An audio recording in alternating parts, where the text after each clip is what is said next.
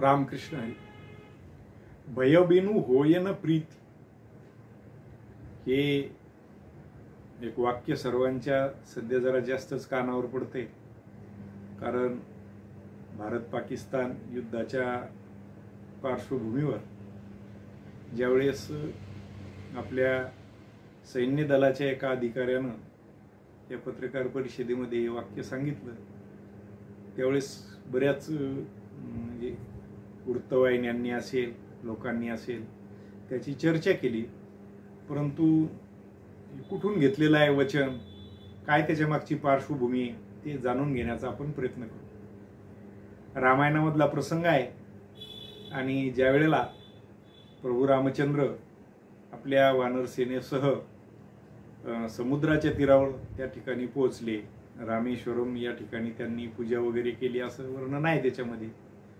आणि ज्यावेळेस त्या समुद्राला विनंती करण्यासाठी त्यांनी प्रयत्न केला, म्हणजे सुरुवात केली की आम्हाला लंकेमध्ये जायचंय माझ्या पत्नीच्या शोधार्थ, तर आम्हाला रस्ता दे बाबा. तर त्यावेळेस समुद्र देवता काही त्या ठिकाणी ते तयार होईना. 3 दिवस देवानं त्या ठिकाणी उपोषण केलं, अनुष्ठान केलं.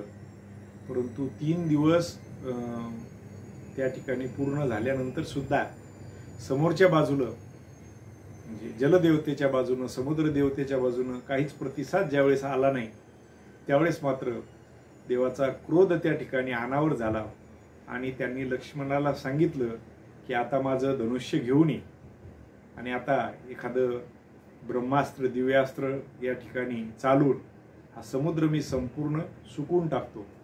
तर त्याचं वर्णन तुलसीदासजींनी आपल्या रामचरित मानस या ग्रंथामध्ये केलेलं आहे आणि त्याची ही चौपाई आहे.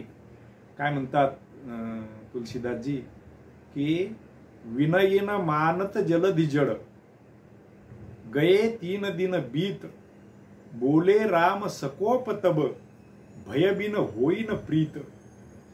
ज्यावेळेस विनय म्हणजे विनंती करून, न मानत जलधि जड, जड असा असलेला जो जलधि म्हणजे समुद्र आहे त्यानं ती विनंती ऐकली नाही, त्यावेळेस सकोप म्हणजे रागयुक्त भाषेमध्ये, क्रोधयुक्त भाषेमध्ये देवांनी सांगितलं, रामचंद्रांनी सांगितलं की मला रस्ता दे, नाहीतर मी तुला सुकून टाकतो. आणि आपल्या बंधूला धनुष्य आणण्याचं वगैरे सांगितलं. त्यावेळेस मात्र विनयीन मानत जलधि जड गये 3 दिन बीत बोले राम सकोप तब. देवानं सांगितलं काय की भयबिन होईन प्रीत, याला भीती दाखवल्याशिवाय याच्या मनामध्ये माझ्याबद्दलचा प्रेम, आदर, भीती निर्माण होणार नाही.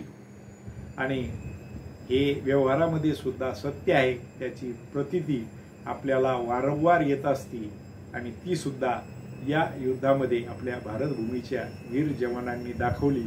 आणि म्हणून त्या सैन्य दलाच्या अधिकाऱ्यानं भयबिनु होईन प्रीत असं त्या वचनाचा अगदी काय म्हणतात छोटासा एक भाग त्याचा त्यांच्या पत्रकार परिषदेमध्ये उद्धृत केलेला आहे आणि ते आपल्याला सर्वांना माहिती असावं म्हणून हा या ठिकाणी केलेला विस्तार प्रपंच आहे. रामकृष्ण.